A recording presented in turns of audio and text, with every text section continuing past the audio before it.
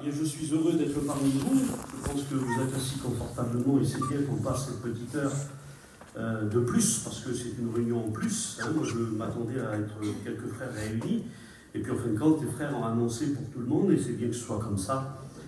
On est nombreux, ça ne se voit pas parce que la salle est grande, mais c'est bien. Merci Jésus. Et encore une fois, je vise le but de vous être utile. Que ça ne vous choque pas ce que je dis. Je ne peux pas bien prêcher, ça ne veut rien dire bien prêcher. Je voudrais vous être utile. Je voudrais que, en partant d'ici, vous puissiez dire, eh bien, ça m'a été utile ce que le frère il a dit. J'ai compris quelque chose de plus.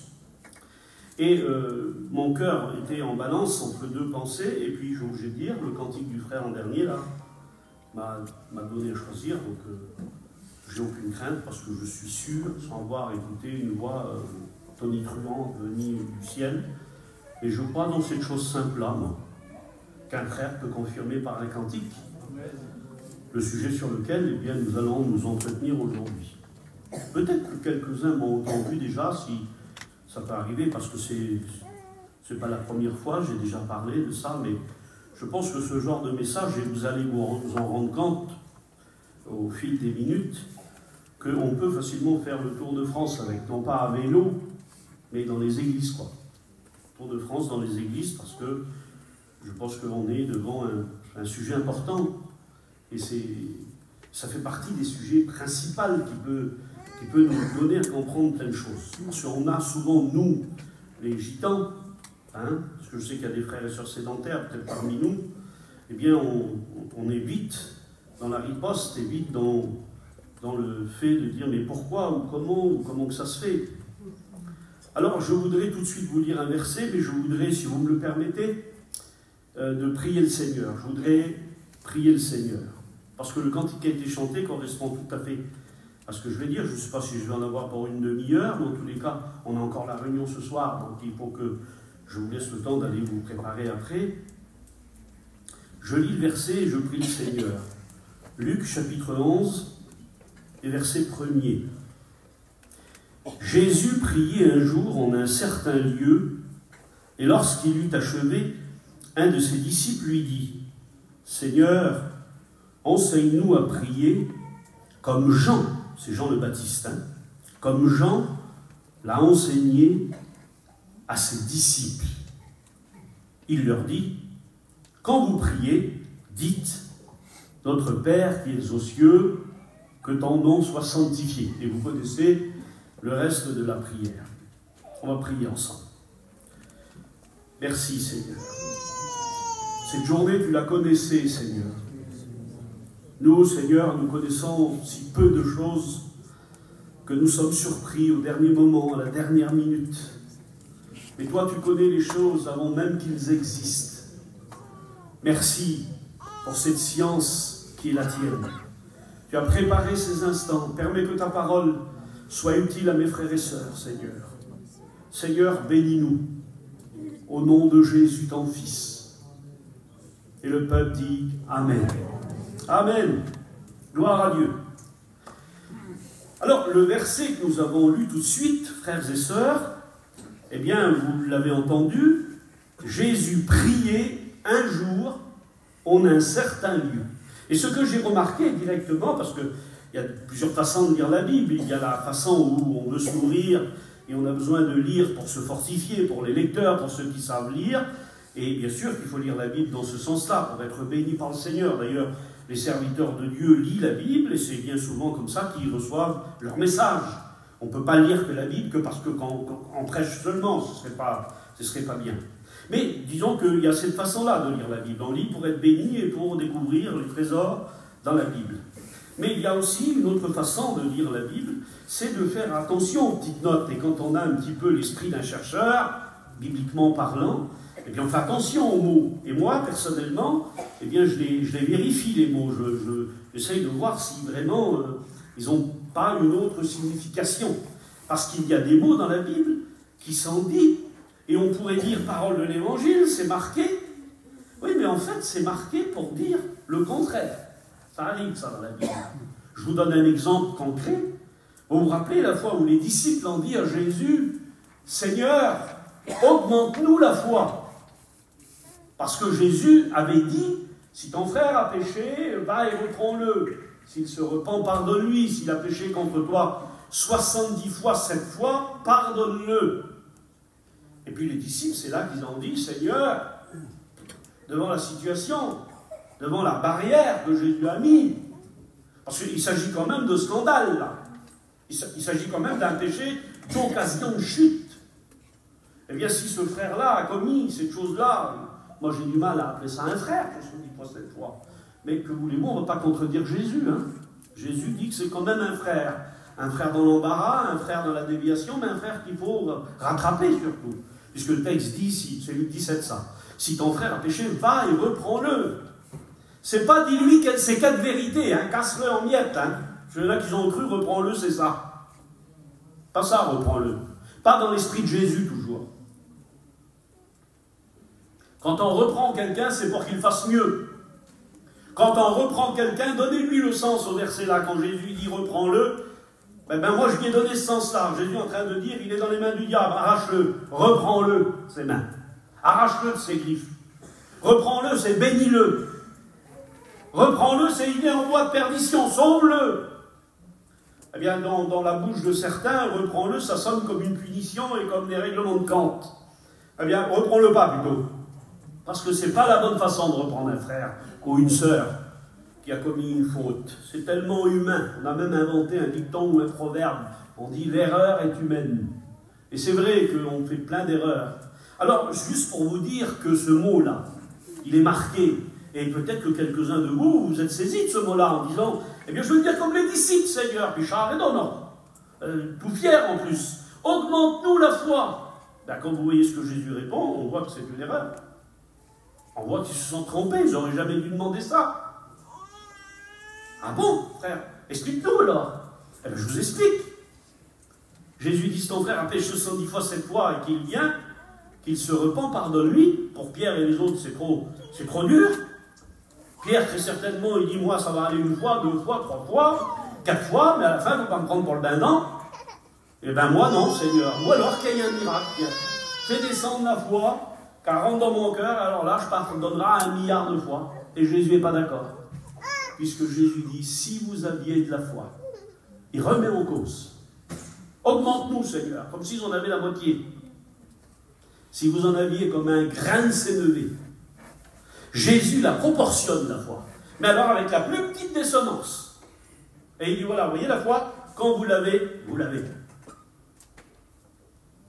Quand vous la possédez, elle n'est pas dimensionnelle, la foi. Elle ne peut être que immense avec la plus petite des semences.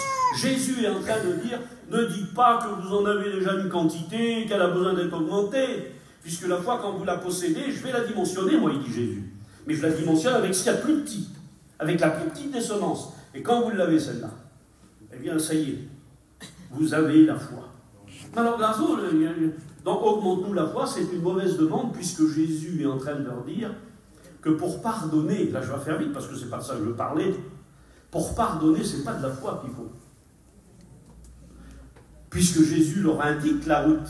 Et dit, si vous aviez de la foi comme un grain de sénévé, vous diriez à cette montagne ou à cet arbre de se déraciner. Ça y est, on comprend ce que Jésus veut dire. Il veut dire, ce que vous ne pouvez pas faire, la foi peut permettre de le faire. Mais pardonner un frère, pas besoin de foi. Pardonner un frère, c'est l'obéissance à Jésus. C'est parce que Jésus nous le demande qu'il faut le faire. Et c'est plus de l'amour qu'il faut demander pour pardonner que la foi. La foi, c'est pour autre chose. C'est pour faire les choses qu'on ne peut pas faire. Eh bien, Jésus indique que si la foi, c'est pour faire les exploits qu'on ne peut pas faire, que seul Dieu peut faire à travers nous et par la foi, pardonner un frère, ce n'est pas de la foi qu'il faut demander, c'est de l'amour, et il faut surtout obéir. Donc, voyez, on peut se saisir des petits mots comme ça qu'on n'a pas compris, et on croit, c'est dans l'Évangile, c'est marqué, Michaud, c'est comme ça qu'il faut faire. Non, Jésus a repris à ce moment-là, et là, regardez, le verset de Luc 11, 1er, il dit, Jésus priait un jour. Moi, j'en suis convaincu, que Jésus a fait exprès, ou le commentateur a fait exprès de ne pas citer le jour. Parce que religieux comme on est, nous, si le jour avait été cité là, j'en suis convaincu qu'on ferait tous nos réunions de prière ce jour-là.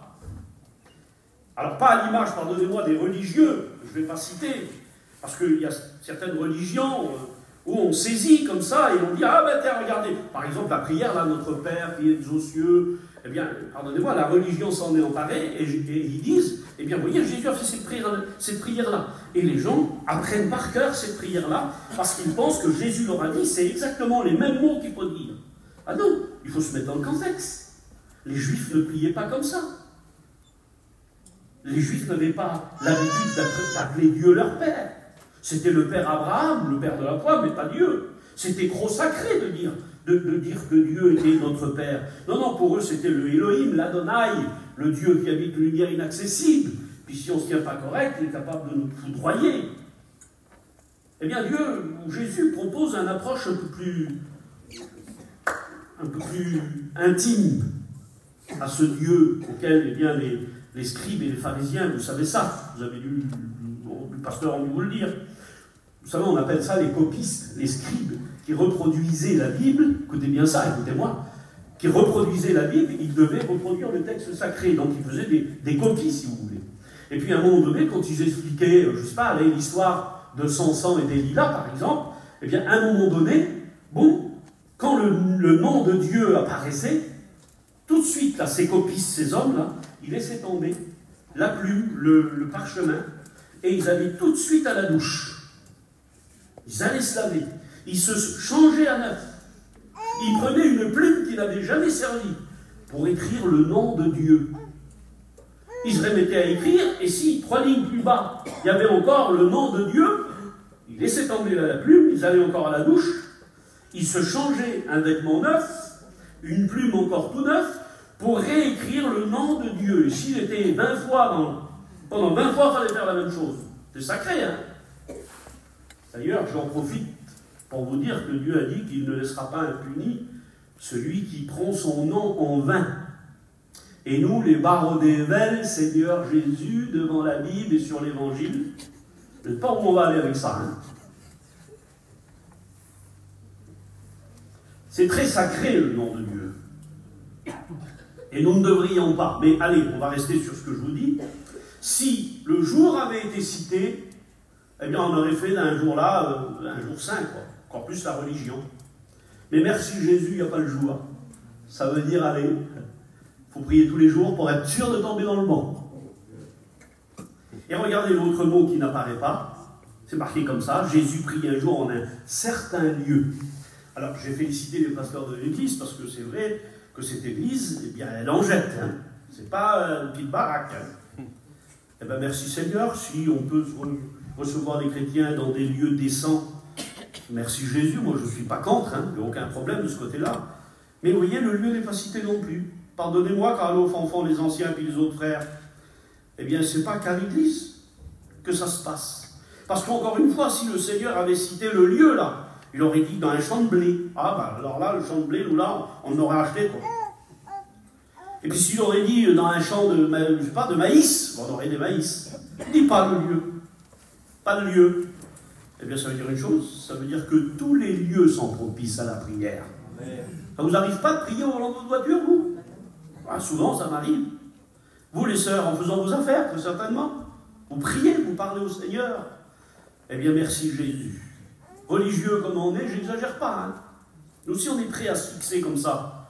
Alors, Jésus prie un jour en un certain lieu.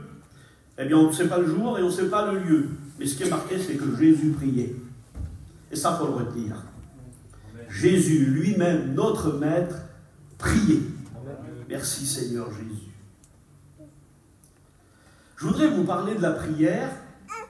Mais avant, je vous pose 2 questions. Ce n'est pas un piège, donc répondez-y franchement. Ma première question, c'est avez-vous, frères et sœurs, déjà été exaucés lors d'une demande? Levez voir vos mains pour voir.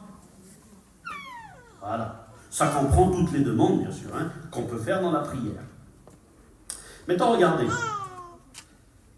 Qui parmi nous est en train, en ce moment, depuis 8 jours, ou depuis 10 ans, eh bien, il a une demande, ou elle a une demande, mais le Seigneur ne l'a pas exaucé encore. C'est pas arrivé encore. Et vous êtes là dans la prière et vous persistez, vous avez raison. Qui est en train en ce moment de demander quelque chose à Dieu, mais pour l'instant il n'est pas exaucé? Je vais voir la main pour voir. Autant de mains qui se sont levées, comme quoi, eh bien, Dieu exauce la prière. Donc, vous voyez bien que c'est vrai ce que je vous dis. Hein. On a d'un côté, eh bien, le Dieu qui exauce les prières, puisque une grosse majorité a levé la main, et vous avez dit, oui, j'ai été exaucé. Le Seigneur a béni mon mari, il a béni mon petit, le Seigneur m'a baptisé du Saint-Esprit. Je ne sais pas quelle demande, mais toutes les demandes qu'on peut faire, et vous êtes vous-même les témoins en disant, mon Dieu exauce. Et moi, ça c'est ma confession de foi, comprends. Hein. Moi, je crois dans un Dieu qui exauce les prières. Hein. Il y en a qui disent, Dieu n'exauce plus. Il est en vacances, ou il nous a oubliés. Pas du tout. Je vais vous dire la raison pour laquelle des fois, on n'est pas exaucé. Mais pour rester sur la note, eh bien, on a aussi la même quantité de chrétiens qui disent, eh bien, moi, pour l'instant, Garzo, c'est en suspens.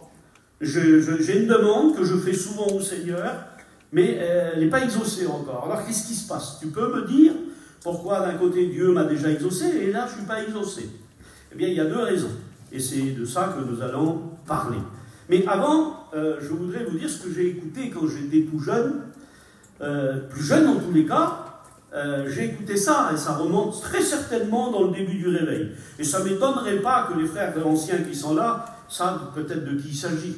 Mais vous savez que nos premiers pasteurs dans la mission, eh bien, avaient beaucoup de mal avec la lecture. Et c'est comme ça que ça a démarré, que voulez-vous? Et heureusement que c'est comme ça que ça a démarré. Parce que s'il aurait fallu attendre la connaissance que les jeunes ont aujourd'hui par rapport à tous nos premiers anciens, eh bien peut-être que ça n'avait pas démarré comme ça a démarré. Hein. Donc c'était bien que ça a commencé comme ça, et maintenant eh bien, on sanctifie, on demande à ce que les étudiants savent au moins lire, et je pense que là, c'est logique. Eh bien, il y a un des pasteurs, de nos vieux anciens, qui un jour voulait donc prêcher sur la prière. Et lui, sa façon de faire ses messages, eh bien, il s'y prenait de la façon suivante. Il passait sur la place et il a interrogé les chrétiens. Et il disait sur eux, frère, si c'était un frère, ou il disait sœur, si c'était une sœur. Il dit, comment c'est pourquoi la prière? C'est quoi pourquoi la prière? En un mot, résume-la. Et puis le frère et la sœur, eh bien, résumaient comme ça, et il disait, par exemple, je sais que ça a été dit, hein, il disait, eh bien, pour moi, la prière, c'est la respiration de l'âme. Moi, j'ai écouté ça. Respiration de l'âme. Ça, croyez-moi que c'était important pour lui, la prière. Hein. S'il a mis en évidence que pour lui, c'était le symbole de l'oxygène, ça veut dire que sans ça, tu meurs. Hein. Bouche le nez, tu ne respires pas pendant 5 minutes, il faut appeler le SAMU. Eh bien, lui, il a dit, si dans la vie, on ne respire pas, on meurt, il y a dans le sens spirituel, moi, si je ne prie pas, je meurs. Et c'est vrai que c'est important la prière, mais ce n'est pas à moi de vous dire combien vous devez prier. Alors je sais que c'est un gros manque, et c'est ce qui nous fait passer à côté de plein de victoires. C'est parce que nous avons, alors je ne juge pas d'une façon générale, parce que je sais, je le dis encore, il peut y avoir des frères et des sœurs qui sont engagés dans ce domaine-là. Mais la plupart des chrétiens ont besoin de faire des progrès dans la prière. Et ça, là, je pense que vous êtes d'accord. On a besoin de faire des progrès. On a besoin de se consacrer et de prier le Seigneur plus souvent quand on le fait. Mais, bon, que voulez-vous, la prière c'est important, ce n'est pas la peine que je vous le dise, vous le savez. Donc, frères et sœurs, c'est à vous. C'est à vous de vous consacrer, c'est à vous de mettre un peu de temps. Moi, aucun pasteur dans la mission vous a dit il faut prier 3 fois le jour en direction de Jérusalem, ça c'est les Juifs qui faisaient ça. Jamais un pasteur vous a dit le minimum, il faut que tu pries 1 heure par jour, sinon tu n'es pas un chrétien. Le premier pasteur qui dirait ça, vous allez le mettre dehors. Non, ça vous est personnel, c'est votre consécration personnelle. C'est vous qui voyez, dans tous les cas, moi je vous pousse et je vous engage et vous encourage à prier le Seigneur. Mais voilà. Donc, la prière, quand vous priez, écoutez bien, il y a plusieurs façons d'être en communion avec Dieu. Il y a par exemple la prière, en priorité, parce que c'est ce que nous faisons le plus, dans le domaine de la communion. Hein? La prière, ça se traduit par un autre mot. Ça veut dire demander. Quand vous priez, vous demandez. Quand vous louez, eh bien c'est une forme de prière, en tous les cas une forme de communion, mais vous ne priez pas à proprement dit, parce que vous n'êtes pas en train de demander quand vous louez. Quand vous louez, vous êtes, on dit, Sharav, le Seigneur. Comment on dit, vous l'élevez, vous le louez. Vous le glorifiez, vous lui dites qu'il est grand, qu'il est beau. Merci Seigneur. Eh bien, quand vous louez, vous ne priez pas, entre guillemets. Est-ce que vous comprenez l'idée? Dans le sens où vous n'êtes pas là en train de demander quelque chose. Parce que le mot prière, d'ailleurs dans le français ça s'entend, je vous prie, madame, d'ailleurs vous demandez là. Je vous prie, monsieur, de vous asseoir ici. Vous lui demandez, donc c'est le mot prie. Vous voyez, prier, prière. Donc quand on prie, on retient l'idée, c'est je demande, je ne fais rien d'autre. Mais est-ce qu'on doit se mettre en prière à chaque fois, nous, devant Dieu, que pour demander? Ah non, pas du tout. Il faut normalement, suite au fait que Dieu nous exauce quand on demande, la logique et la politesse voudraient qu'on dise merci. Hein? Bien c'est ça la louange. C'est lui dire merci pour ce qu'il nous a donné. Et là où ça ne colle pas bien avec nous, c'est que nous, quand il nous donne, au lieu de dire merci, on y donne encore. Ça ne va pas. Si vous me donnez votre petit beau couteau, là, votre petit canif, que vous êtes en train de manger avec, et puis que je vous dis, oh là là, qu'il est beau ton petit couteau, et que vous vous dites, eh bien tiens, je t'en fais cadeau, frère. Ah, ça va me gêner, j'aurais rien dit. Hein? Mais t'insistes, tu me le donnes, ben, je ne vais pas dire, ta ceinture est belle aussi. Hein. Vous comprenez bien que ça n'irait pas. C'est ce qu'on fait. Quand on demande et qu'on reçoit et qu'on ne dit pas merci, on dit la ceinture aussi, ou la chemise aussi. Alors non, il faut s'arrêter. Quand Dieu nous donne quelque chose, il faut lui dire merci. Et il y a comme ça aussi, par exemple, l'action de grâce. Eh bien, le modèle, ce qui ressort de l'action de grâce qui est marqué dans la Bible, eh bien, peut-être qu'il y a des chrétiens qui ne savent pas ce que c'est la prière d'action de grâce. Eh bien, la prière d'action de grâce, justement, c'est ce qui devrait faire place avec la louange au fait qu'on a été exaucé. Puisque l'action de grâce, comme ça que ça s'appelle, c'est une prière qui est faite avec ces mots-là. C'est répéter tout haut les actions de grâce que Dieu a fait envers vous. Il y a des chrétiens qui ne savent pas qu'ils sont en train de faire une prière d'action de grâce, mais ils la font quand ils disent, par exemple, « Seigneur, merci de m'avoir sorti du péché. Merci de m'avoir délivré, Seigneur.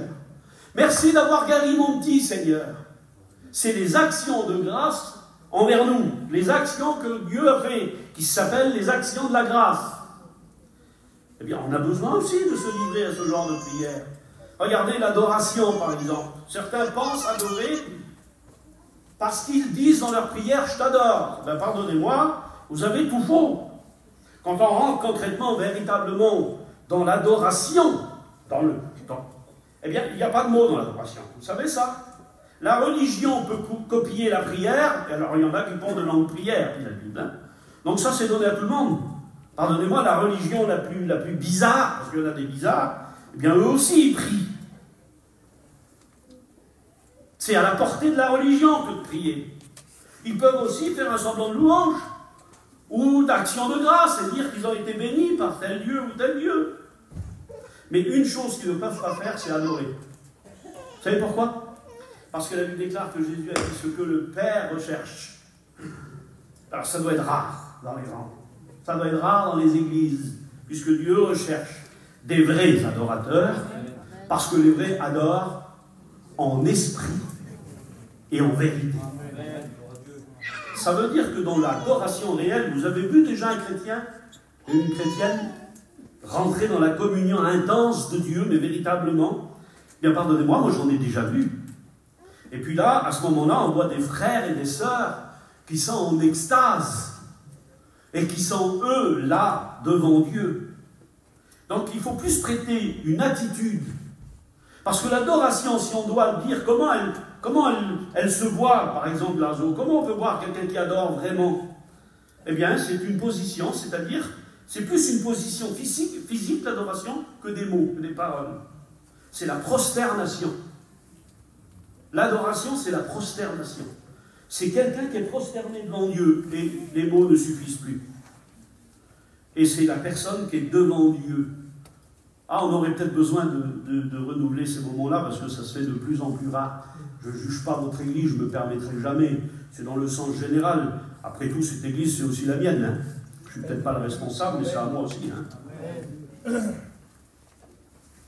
Donc, vous voyez, il y a différentes formes de prière. Et ça, eh bien, c'est selon ce que Dieu, ou selon ce que Jésus nous met à cœur, ou nous qui voulons lui montrer combien nous l'aimons, et pour ça, eh bien, nous consacrons du temps à la prière, à la louange, à l'action de grâce, à l'adoration, à la requête. La requête, c'est une prière ciblée. Une requête, c'est un cas en particulier. Je profite de vous le dire, je sais que ce n'est pas très réjouissant que des nouvelles comme ça, mais on ne peut pas laisser nos frères et sœurs dans la souffrance au prix de dire, on ne va pas le dire à l'église parce que c'est attristant. Mais j'ai appris ce matin à Paris, un diacre d'une église, la ville du Bois exactement, il avait son petit chalet, puis il a essayé de remettre l'électricité, le petit frère, 56 ans, et puis il est resté électrocuté et il est décédé. Donc, eh bien, pour nous, ça va être un cas de prière, c'est une prière, on peut avoir ça comme requête, une prière ciblée pour une famille en particulier. Et vous avez vu la convention, comme ils avaient les petits papiers, c'est une requête. Il n'y a pas 36 malades dessus, il y a un cas. Donc ça veut dire que c'est ciblé. Eh bien, quand on prie, quand on fait des requêtes au Seigneur, eh bien c'est carré. On prie pour ça, dans cette direction, et on n'est pas un petit peu, si vous voulez, éparpillé. Bon, ça c'est très bien. Ça c'est juste pour l'introduction, pour vous dire qu'il y a ces formes-là de prière. Alors moi je voudrais vous dire, et je l'affirme, que le Dieu que nous servons est un Dieu qui exauce. Et heureusement, merci Seigneur.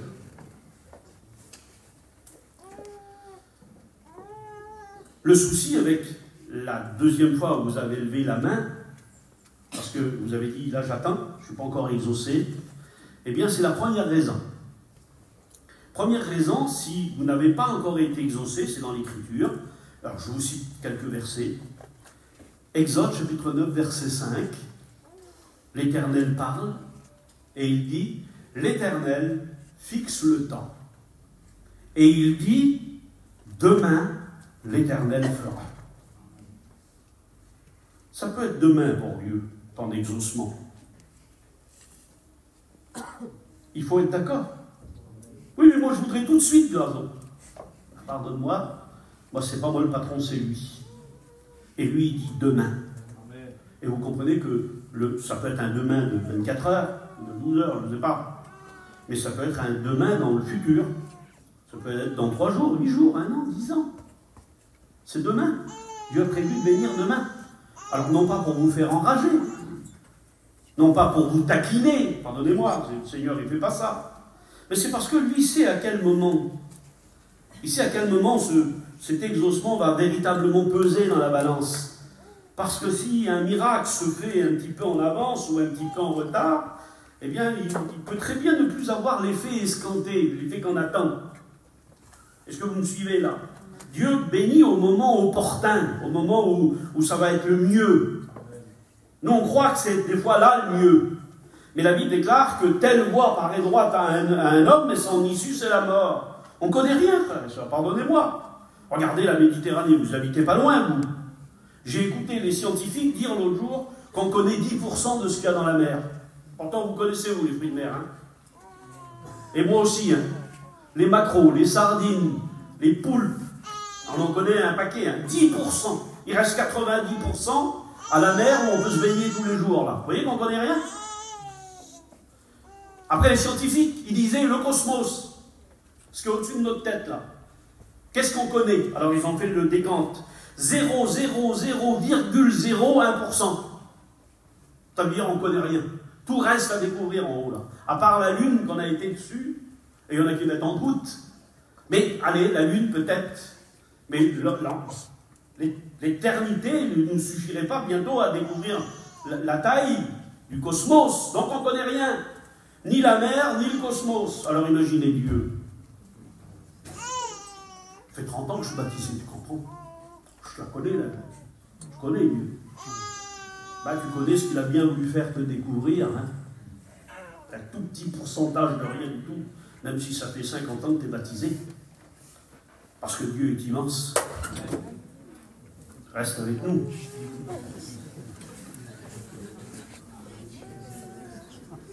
Regardez le deuxième verset. Josué 3,5. Écoutez ça. Josué 3,5. Demain, l'Éternel fera un prodige. Terrible. Ah, il avait prévu demain, le Seigneur. Et quand le Seigneur il dit, je vais te bénir là, je t'en supplie, même si tu voudrais que ça arrive, toi, c'est en intérêt. Attends demain. Parce que demain, c'est mieux. Lui, il ne peut pas se tromper. Il y a des moments où Dieu n'accepte pas certaines prières. Ça a été le cas pour Ézéchias, vous vous souvenez? Ézéchias qui était malade à mourir, dit la Bible. Ça y est, il allait mourir. Et le prophète est venu vers lui avec une terrible nouvelle. Et il a dit sur lui, donne des ordres à ta maison, prépare-toi, fais ton testament si vous voulez, organise-toi. Parce que ça y est, tu es arrivé à la fin de ta vie, c'est demain pour toi. Bien, il déclare que lui, il a voulu faire changer le verdict. Et il a trouvé que ce n'était pas une bonne idée. Alors il a pleuré, il a dit, non, non Seigneur, que je meure un jour, mais pas demain. Et puis certainement pour nous donner la leçon, Dieu a voulu nous montrer quelque chose. Et il a dit, ah, tu veux pas demain, quoi? Tu veux pas que c'est moi qui commande? Bon, ben vas-y, je te laisse alors. Je te donne 15 ans. Eh bien, la Bible déclare que c'est là que Ézéchias a eu un garçon qu'il n'aurait pas eu s'il serait mort le lendemain. Et c'est Manassé qui a induit Israël dans l'erreur la plus terrible au niveau de l'idolâtrie. Il a attiré la misère sur tout le peuple d'Israël. Bah, Dieu, vous voyez ça? Alors il voulait le prendre avant, Seigneur. Mais toi, t'insistes. Bon, je lui dis, je confesse. Prends-moi, Seigneur, avant le déshonneur. Je lui donne l'autorisation. Prends-moi, Seigneur, avant, même si j'aurais 20 ans, je le dirais. Prends-moi avant, Seigneur, c'est pas grave. Je voudrais juste vous dire ça. J'ai assisté à un enterrement l'autre jour, quelques années de ça. Puis j'ai ma petite fille. Et c'était des chrétiens. Mais il y avait beaucoup de pleurs, trop à mon goût. Pour ceux qui possèdent l'espérance de la vie éternelle, c'était un petit peu exagéré. Et c'est certainement dans une circonstance pareille que Paul se tenait quand il a dit 1 Thessaloniciens 4. Où il a dit, non, on n'est pas des gens du dehors pour ça, pour faire comme ça. On n'est pas des gens sans espérance, nous. Il faut une limite. Alors bien sûr qu'un chrétien, il pleure. C'est logique et c'est normal. Jésus, l'exemple parfait, a pleuré lui-même devant le tombeau de Lazare. Donc il n'est pas question de dire, t'es chrétien, t'as pas le droit de pleurer. Bien sûr qu'on pleure. Ne serait-ce que la séparation. Ça va nous causer bien de l'ennui, et puis c'est de la tristesse, c'est logique. D'ailleurs, Jésus a dit pleurer que ceux qui pleurent, réjouissez-vous de ceux qui se réjouissent. Mais là, c'était un petit peu exagéré. Et puis ma petite fille m'a dit quelque chose dans l'oreille. Elle m'a dit, papou, je trouve que pour certains chrétiens, la mort, c'est trop grave, moi. Et elle avait raison. Ouais, parce que c'est grave. Mais il y a une différence entre grave et trop grave. Parce que nous sommes heureux, frères et sœurs, d'avoir l'espérance que nous avons. C'est l'apôtre Paul qui a dit ce mot-là, mais alors c'est un mot terrible, Seigneur. Paul a déclaré ceci. Il a dit, si nous espérons en Christ seulement dans cette vie, nous sommes les plus malheureux de tous les hommes. T'as exagéré, Paul. Parce qu'il y en a des malheureux sur la terre. Hein. Imaginez ceux qui vivent dans la drogue, là. Il y a une nouvelle drogue maintenant, je ne sais pas si vous avez vu à la télé. C'est la drogue des morts vivants, là. Comment ils appellent ça? Des zombies. Pardonnez-moi, le mot, mais c'est diabolique. De voir des choses pareilles, c'est le diable, de toute façon. Il n'y a aucun problème avec ça. Ben, eux, là, même, on serait plus malheureux qu'eux. Vous voyez, il n'a pas le même concept que nous, Paul. Hein, parce que nous, on serait prêt à dire bientôt, tu vois, même si le Seigneur, il n'était pas vivant, bien la vie chrétienne, mon vieux, il faudrait l'inventer, parce que t'es bien quand t'es un chrétien. Il n'y a plus de dispute avec la femme, il n'y a plus de boisson, il n'y a plus rien. Ben, c'est peinard. Ben, c'est pas le concept de Paul. Paul dit quoi? Vive la vie chrétienne juste pour la terre? Ne m'intéresse pas. Je serais le plus malheureux des hommes, moi. Autant en profiter à fond. Voilà l'idée de Paul. Hein. Mangeons du bon, réjouissons-nous, demain on meurt, puis on est débarrassé. Pourquoi Paul dit ça? Si nous espérons seulement en Christ dans cette vie, nous sommes le plus malheureux des hommes. Mais parce que cette vie, c'est rien, frères et sœurs. Arrêtons de nous y attacher avec autant de hargne. Cette vie n'est rien. La vraie vie, elle est là. Amen. Oui. Alors, troisième verset, et là vous le connaissez. Hébreux 2.3, ou Habacuc 2.3, j'ai mal écrit. Si la bénédiction tarde, attends-la, car elle viendra certainement. Ah, on pourrait avoir un retard, puisque c'est marqué « si la bénédiction tarde ». Eh bien, laissez-moi vous dire encore une fois, c'est écrit là, vous voyez, puis on pourrait dire, toi, de là-haut, c'est marqué, il peut y avoir du retard. Ah non, c'est pas la syntaxe. Alors, c'est un mot, ça, que nous, les gitans, on ne connaît pas trop bien. C'est l'orientation du mot, la syntaxe. L'orientation du mot. Vraiment ce qu'il veut dire. Alors, je vous explique qu'est-ce que c'est que la syntaxe. Si des fois, il y avait, mettons, là, un journaliste, et puis que d'un seul coup, nous, là, quelques-uns, on parle et on s'appelle tous frères. Oui, mon frère. Le monsieur, lui, il écrit. Ah, c'est son frère. Alors, il met frère. Puis on dit sur l'autre, oui, mon frère. Ah, il a un deuxième frère. C'est tout vrai ce qu'il dit, le monsieur, là. Hein, parce que c'est nous qui le confesse, là, frère. Mais après, à un moment donné, on est sans s'appeler frère, il y a un problème. Eh bien, la syntaxe nous permettra de mettre le mot dans la bonne façon, en disant, il s'appelle frère. C'est un commentaire, la syntaxe. Parce que c'est des chrétiens. Et les chrétiens, entre eux, s'appellent frères. Oui, c'est ça, la syntaxe. C'est l'explication de la phrase ou l'orientation du mot. Eh bien, j'étais en train de dire, donc, si la bénédiction tarde, c'est pas si elle est en retard. Non, la syntaxe, l'idée, l'orientation, c'est si elle tarde pour toi. Si toi, tu penses que c'est trop lent. Si c'est toi qui trépines d'impatience, qui tape des pieds, qui dit alors, quand est-ce alors? Bientôt, maintenant, tout de suite?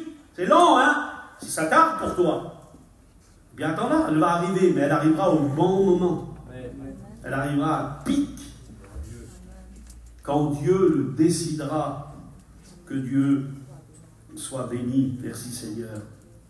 Regardez, Hébreux 4,7. Dieu, alors là c'est la bonne nouvelle, et après je viens sur le deuxième point. C'est la bonne nouvelle. On a dit dans Hébreux 9,5, là, Dieu fixe un temps, et il dit demain. Donc il n'y a pas moyen, il faut attendre demain. Oui, mais Dieu est le maître de sa parole. Parce que Dieu peut tout faire, on est d'accord. Hein? La Bible dit qu'il change le roc en source d'eau. Moi, je n'ai pas fait de grandes études, j'ai été à l'école à peine pour apprendre l'alphabet. Mais changer le roc en source d'eau, c'est infaisable. Parce que d'un côté, c'est un corps solide, le roc. On apprend ça dans les grandes écoles, hein, dans la chimie ou la science. Le roc, c'est un corps solide, palpable. Et l'eau, c'est un corps liquide. Absolument différent. L'un n'est pas l'autre. Eh bien, quand il dit qu'il change le roc en source d'eau, ça veut dire que pour Dieu, ce n'est pas important. Dieu se rit de la matière. Il fait ce qu'il veut avec ce qu'il veut. Comprenez ça? C'est dans sa force, c'est dans sa puissance, c'est dans ce qu'il est capable de faire, le Seigneur. Il peut tout faire à sa guise, le Seigneur. Mais il fera toujours des choses pour notre bien.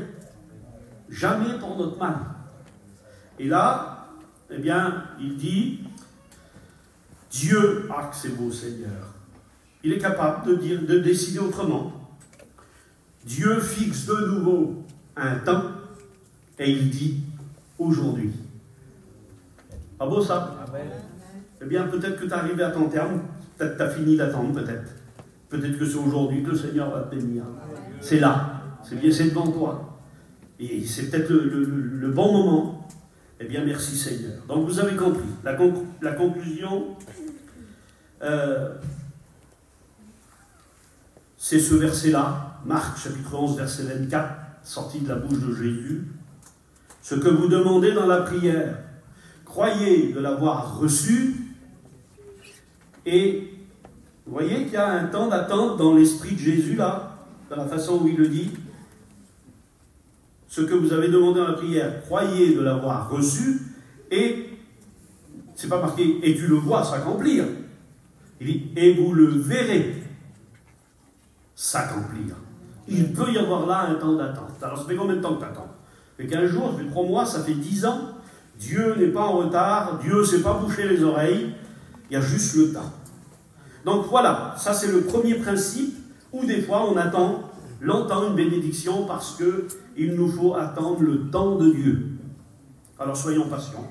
Si tu as quelque chose à demander, eh bien, ne demande pas à ce que Dieu grille les étapes, demande-lui de la patience pour attendre que la bénédiction vienne au bon moment. Dans tous les cas, écoutez bien, et je finis avec ça.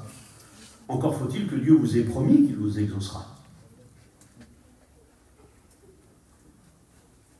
Il faut que Dieu ait promis, parce que Dieu promet. Vous l'avez peut-être écouté dans une prophétie. Vous l'avez peut-être reçu à travers un cantique, en lisant la Bible. Un pasteur peut-être a dit, ma sœur, ne te tracasse plus, le Seigneur a écouté ta prière et tu verras ce que tu as demandé, tu le recevras. Si Dieu s'est engagé avec vous, alors attendez, vous recevrez très certainement. Mais maintenant, je ne peux pas vous dire que si ce n'est pas engagé avec vous sur un certain exaucement, ce n'est pas à moi de dire, vous le recevrez quand même. Hein. Ça, c'est Dieu qui décide, et jamais prendre la place de Dieu. Hein. Mais la deuxième raison, il est 4 heures, à 4h15 j'arrête, mais laissez-moi vous parler de ça parce que c'est important. La deuxième façon de ne pas être exaucé, là c'est plus difficile. Parce que si Dieu n'exauce pas, là on y est pour quelque chose, et c'est embarrassant. Dans le premier point, on n'y est pour rien, c'est le temps de Dieu qu'il faut attendre. Mais dans le deuxième, c'est on peut nous retarder justement eh bien, l'exaucement parce que notre situation ne permet pas à ce que Dieu nous exauce. Il peut y avoir des situations où Dieu a une alliée. Et il dit non, je ne peux pas, je voudrais bien, mais je ne peux pas. Et on va voir pourquoi. Dieu ne pourrait pas t'exaucer. Jacques, chapitre 4, verset 3. Vous demandez, bien jusqu'à présent, hein, ça part bien, ça démarre bien. Hein. Le Seigneur, il l'a dit, demandez, vous recevrez. Vous demandez, et je tourne, on va recevoir alors. Ah non, il y a un problème. Ah bon, Seigneur, c'est quoi? Il dit, vous demandez, mais vous ne recevez pas. Ça veut dire qu'il y a un problème. Parce que normalement, vous devriez recevoir dans un laps de temps, mais normalement, vous devriez recevoir, mais là, vous ne recevez pas. Et c'est quoi le problème alors? Eh bien, c'est parce que vous demandez mal. Et j'ai regardé dans la Bible, qu'est-ce que ça voulait dire, demander mal? Qui demande mal parmi nous? C'est quoi demander mal? Est-ce que demander mal, ce serait se tromper de prénom, par exemple? Dire, je veux prier pour un tel, et puis j'ai cité l'autre. Ou j'ai dit, j'ai voulu prier pour mon beau-frère, et j'ai prié pour mon frère.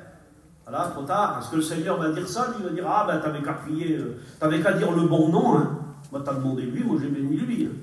Ben non, Dieu ne réagit pas comme ça, le Seigneur. La langue, le mot n'est pas sur notre langue, que déjà il la connaît, dit le psalmiste David. Donc il sait qui c'est qu'on disait dans notre prière. Il ne va pas se laisser troubler par ça, le Seigneur. Non, demander mal, ça a une autre signification dans la Bible, puisque directement c'est marqué. Il dit Jacques, il y a parmi vous des querelleurs, des disputeurs, ou des disputeuses, quel problème. Ça arrive aussi parmi les sœurs. Hein. Un jour, j'ai écouté les pasteurs rendre ce témoignage, ils étaient en train de chercher une place pour leur groupe de caravane. J'espère que la sœur n'est pas là, moi je ne sais pas dans quelle église ça s'est passé. Là, si elle est là, qu'elle fasse comme si c'est rien. Les frères disaient, quand on est venu sur la place, on a vu un attroupement. Puis on s'est approché, puis on a vu une sœur. Elle avait les cheveux en l'air comme ça. Elle n'avait pas fait un broching. Elle s'était fait crêper le chignon. Puis on a dit, qu'est-ce qu'il y a eu? Ben, elle s'est battue. Pas possible, c'est chrétienne. Ah oui, c'est battue. Pas possible. Et la sœur, elle a parlé. Elle a dit, c'est l'autre là-bas. Vous la connaissez, comment elle est? Puis les frères, au bout d'un petit moment, ils ont été voir l'autre là-bas. Et puis en traversant la place, ils ont vu l'autre attroupement là-bas. Ils étaient avec l'autre sœur. Et l'autre sœur, alors mes sœurs, gardez vos foulards. Moi, je ne sais pas de ça que je veux parler. C'est juste pour vous dire. L'autre, elle avait un foulard. Soit elle allait prier, soit elle revenait de la prière. Mais elle aussi, elle avait les cheveux en l'air. Et quand elle a vu les prédicateurs arriver, elle a dit, hey, je vous avertis, hein. Pas rigolo. Elle a dit, je veux qu'elle meure aujourd'hui, l'autre, hein.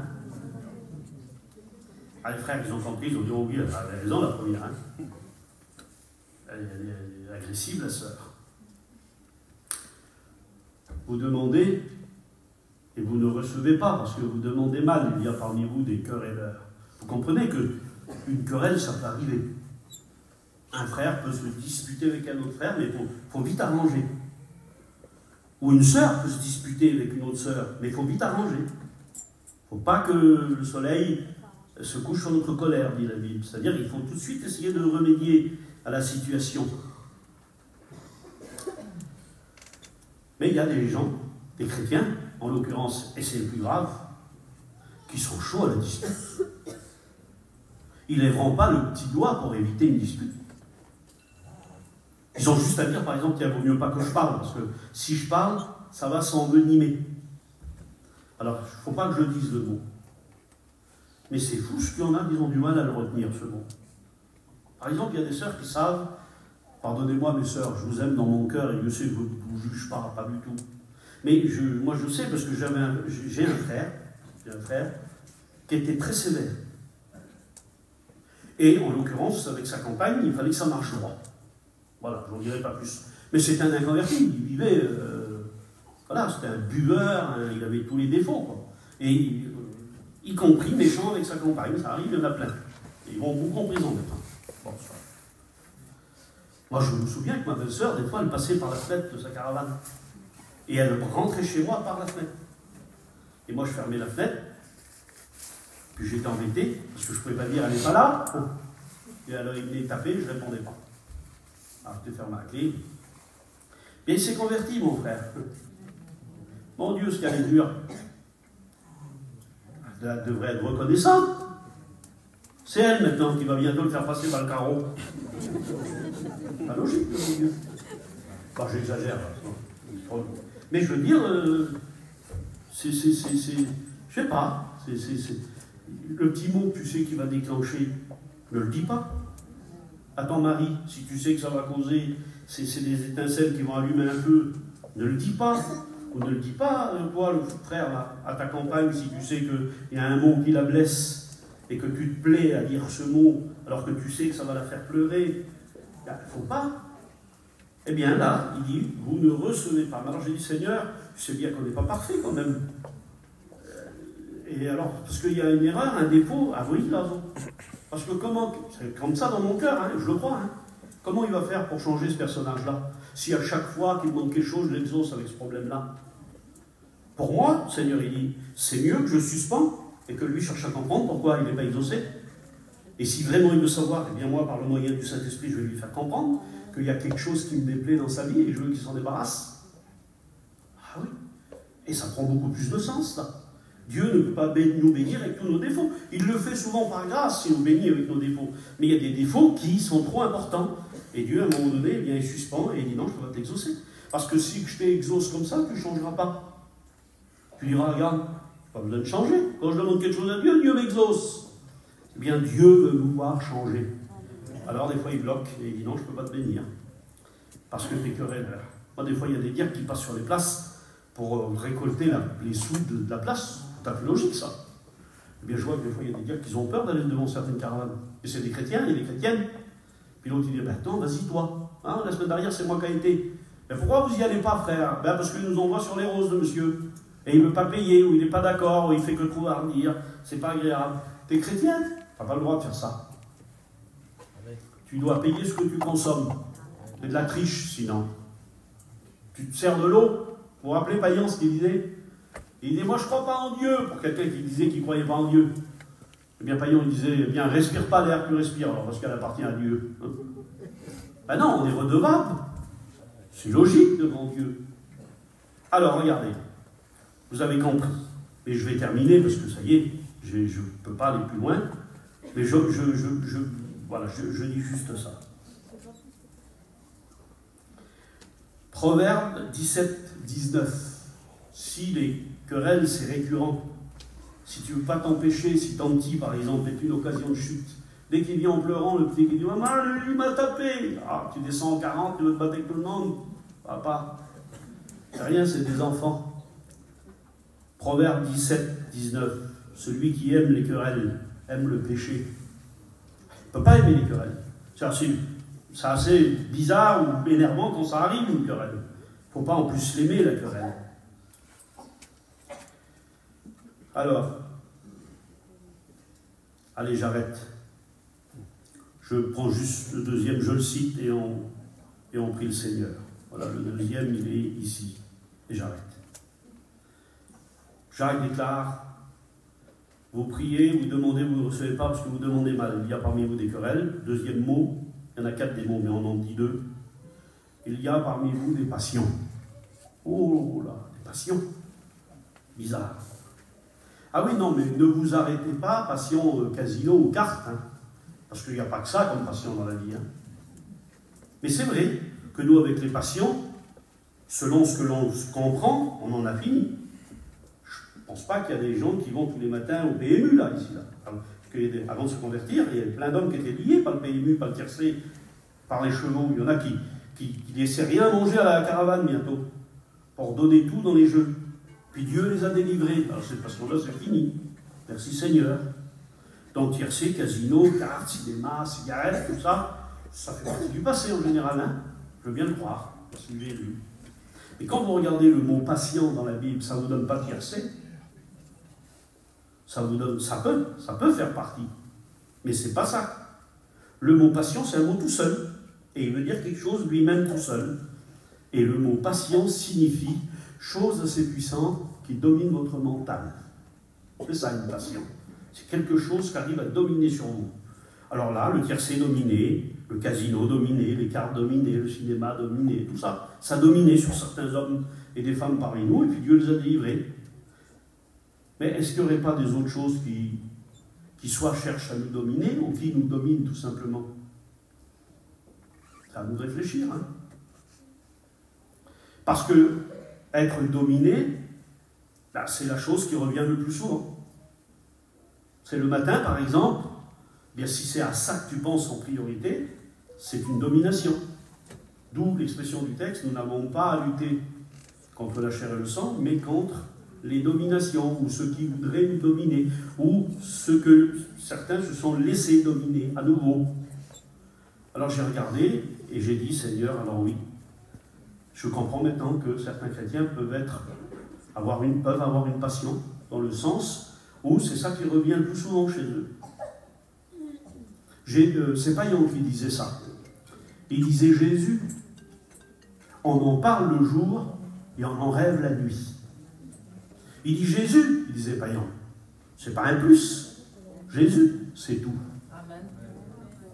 Donc vous comprenez que c'est pour Payan, et c'est la vision normale d'un chrétien, bien Jésus c'est la priorité. Payan disait encore ça. On est combien de chrétiens dans la mission? Il faisait ça avec sa grosse voix là. Et puis il faisait plein de zéros sur le tableau aux étudiants. Il dit on est tous des zéros. Puis il faisait des zéros de là jusqu'à là-bas. Il dit toi là, lève-toi, t'es un zéro. Toi là-bas, lève-toi, t'es un zéro. Payan, lève-toi, il disait. T'es un zéro aussi, Payan. Et tout le monde était des zéros. Et il mettait un 1, tout fier.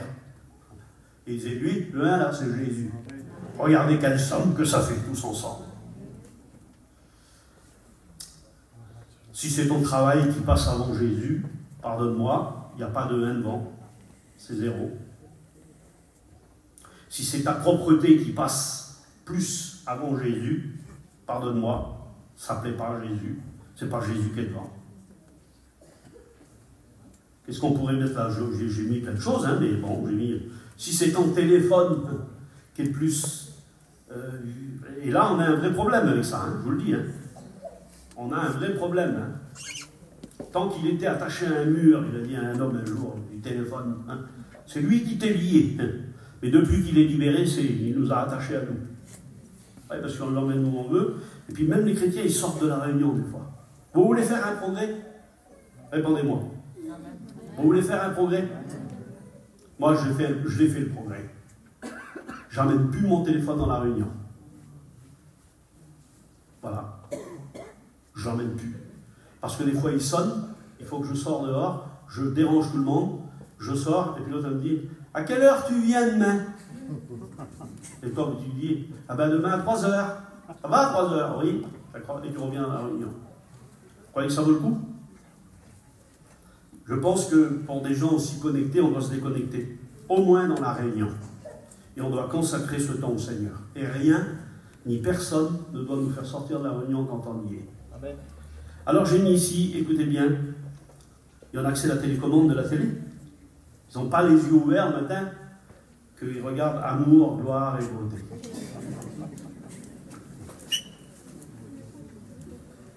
Non, c'est pas ça. Pardonnez-moi, si ça passe, normalement quand tu rouvres les yeux, moi je m'efforce maintenant, hein, ma compagne elle le sait, hein. Dès que je rouvre les yeux, je ne veux pas oublier. Dès que je rouvre les yeux, je veux que ce soit lui qui passe avant. Alors je dis Seigneur, merci pour cette nuit, Seigneur Jésus.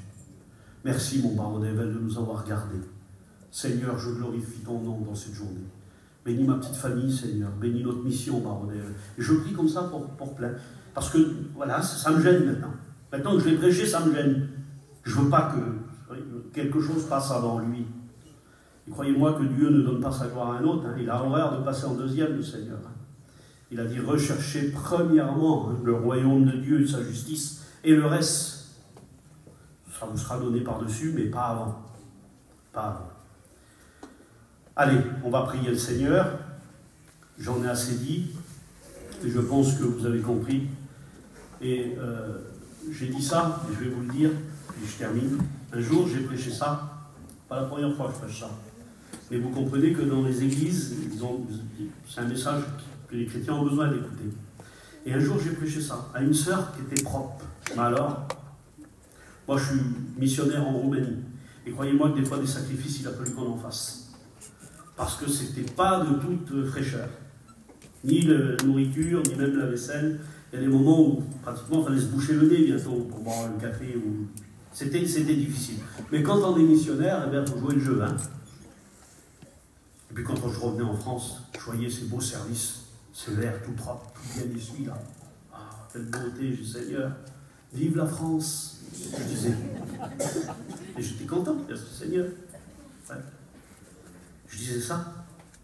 Je me dis, si toi le matin, ma soeur, tu te réveilles et tu penses à tes blouses et à tes produits, et tu dis, j'ai démonté cette baguette-là, mais pas celle-là hier. Alors vite, il faut que je me lève. Et tu ne fais plus assez rapide pour aller nettoyer. Et tu n'as rien dit à Jésus. Eh bien, pardonne-moi. Plus tard, on dira peut-être de toi, maman, elle n'était pas propre, elle. Eh bien, moi, je te dis, il vaudrait mieux que tu sois un peu moins sur les détails et te consacrer plus à Jésus. Et pendant que je dis ça dans une église, il y a une sœur qui vient me trouver 1 an après. Elle me dit, Garçon, tu te rappelles le jour où tu as prêché, là, comme ça et comme ça? Tu as prêché sur la propreté. Elle dit, bien, le Seigneur, il me parlait. Mais il m'avait déjà parlé. Je savais que j'en faisais trop, disait la sœur. Et puis ça passait trop, c'était trop important pour moi, ça me prenait trop de temps. Il dit, mais quand tu as dit ça, c'était la foi de trop. Il dit, moi j'ai une petite de 2 ans. Il dit, puis ma petite, tu sais ce qu'elle a commencé à faire? Pour qu'elle me laisse tranquille pendant que je cirais les placards, pour qu'elle me laisse tranquille, il fallait que je commence à lui donner un petit chiffon, pour qu'elle fasse comme moi. Parce que les enfants, ils imitent les parents, je ne sais pas si vous le savez. Hein. Elle dit, mais quand tu as dit ça, toi? J'ai compris que je faisais une erreur et que je n'étais pas un exemple pour ma petite. Elle dit, alors j'ai changé. J'ai commencé à me mettre à genoux le matin. Première chose que je faisais. Je prenais mon petit foulard et au pied de mon lit, je me mettais à genoux. Ma petite ne comprenait pas. Elle m'embêtait, elle tirait sur mon petit foulard. Elle ne comprenait pas, mais j'ai insisté. Il dit, puis ça a demandé quelques jours, pas plus. Hein. La petite, elle s'est mise à côté d'elle. Elle dit, elle s'est mise à côté de moi, la petite. Elle s'est mise à genoux. Et elle a pris la petite serviette et elle l'a mise sur sa tête. Ah oui. Il ne faut pas juste apprendre à la petite en disant « Dis Alléluia et lève ta main comme elle a 3 mois ». Pas ça l'exemple. L'exemple, c'est être nous, un panneau indicateur pour eux. Il faut qu'ils tirent le renseignement de nos actions à nous, de notre activité spirituelle. Alors j'arrête et on prie le Seigneur. Merci.